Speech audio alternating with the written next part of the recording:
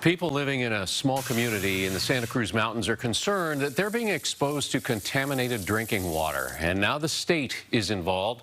Last night, we told you about Big Basin Water Company's aging system and claims that the owners failed to respond to his customers' pleas for help. KPIX 5's Maria Cid Medina discovered a hero may be coming to the rescue of the residents in Boulder Creek. I don't think anybody feels really safe. Daniela Apostle is among the nearly 500 residents in Boulder Creek under the Big Basin Water Company. It's right here. But she refuses to drink or use tap water. It has a water conditioner without her filtration system, which cost her an estimated $3,000. And I changed the filters on the system. They look horrible. One of the filters was black. Daniela's not the only one. The parks a few doors down also installed a filtration system. We're pretty well covered, even if there's a boil water notice. But for the majority of people around here, they don't have that. For the last year, Big Basin Water Company customers say they've experienced repeated water outages. The deteriorating systems become so unreliable, the parks say they fill their bathtub with water so they can simply flush the toilet during the next outage. But what worries them the most, they say, is the consistent delay in being notified they must boil their water once service returns. They claim at times Big Basin Water Company doesn't alert them for more than 24 hours.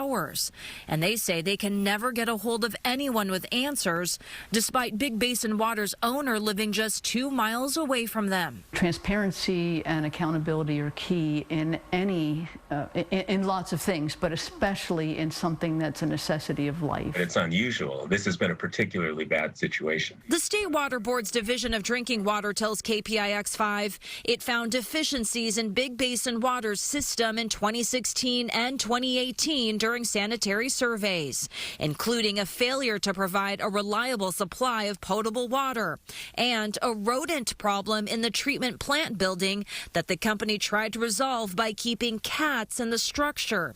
The upgrades were estimated at $3 million. But the state just recently became aware of the enormity of the issues when customers became fed up with Mr. Moore's alleged lack of communication during notification delays.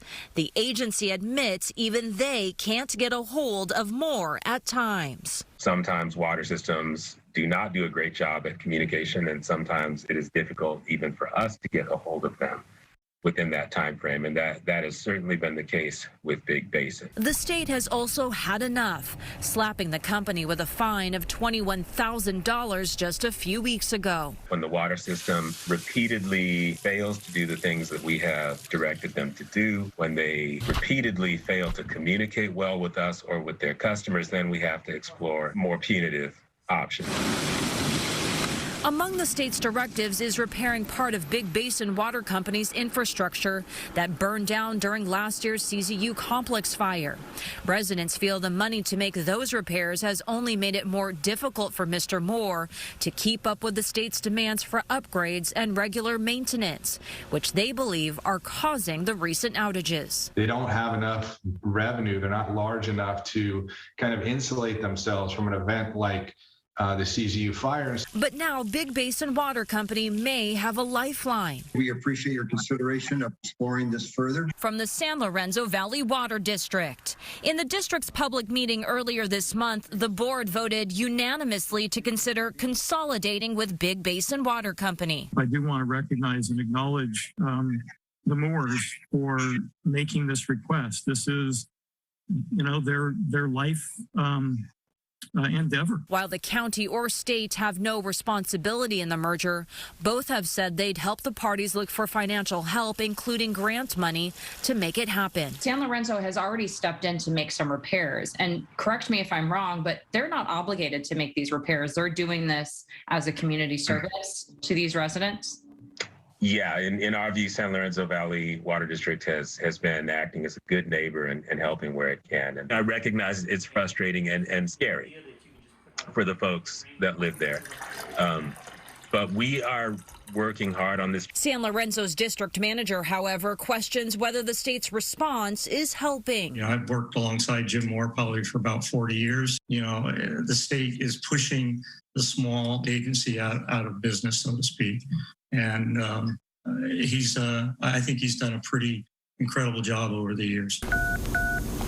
I tried to call Mr. Moore at his water company, but an answering service that residents have spoken to during outages picked up. But the answer service is like us. They know nothing. I emailed Moore. That was more than a week ago. I'm still waiting on a response. It breaks my heart to think that someone would have a baby to raise around here with this water. Many Big Basin water customers tell me they want to know where their money has gone all these years. Now they wait, hopeful for a resolution that could take close to 2 years. We think the law needs to be changed. We think that utility companies, private or not, should be held to higher standards. They should.